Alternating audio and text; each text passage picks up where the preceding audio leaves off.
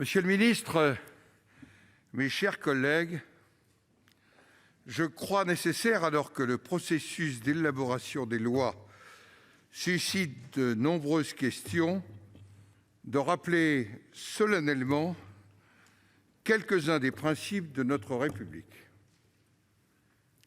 La Constitution du 4 octobre 1958 dispose dans son article 24 que le Parlement vote la loi.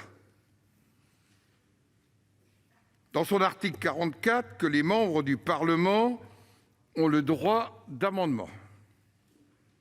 Et dans son article 45, que tout projet ou proposition de loi est examiné successivement dans les deux assemblées en vue de l'adoption d'un texte identique. Le pouvoir législatif appartient donc au Parlement et à lui seul.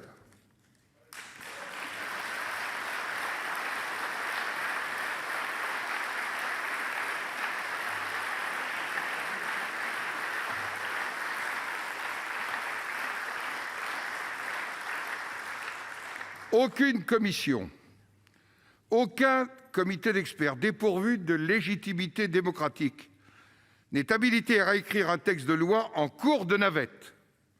C'est le rôle du seul Parlement d'amender les textes de loi qui lui sont soumis par l'exercice du droit d'amendement qui appartient à chacun d'entre vous comme parlementaire.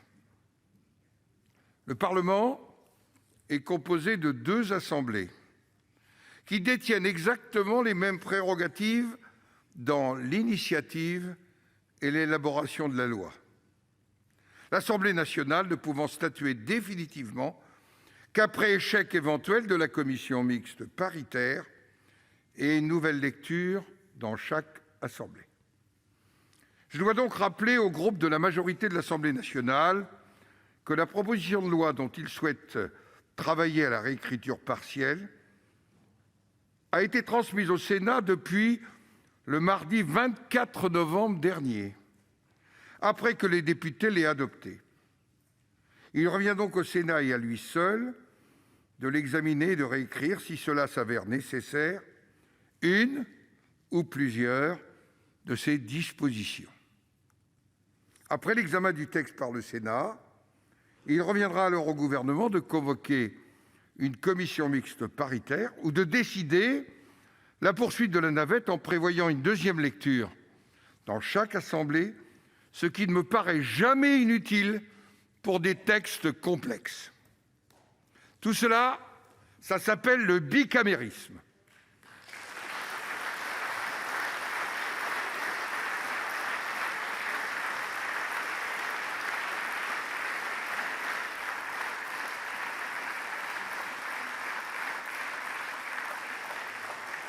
Et la situation démontre une fois de plus qu'avoir deux chambres est un atout dans une démocratie.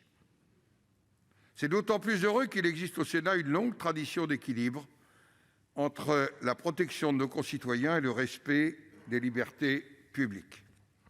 L'urgence est donc de revenir dans les mots et les faits à un fonctionnement normal de nos institutions et de respecter tout simplement les procédures constitutionnelles. Voilà ce que je voulais dire solennellement en ce début de séance.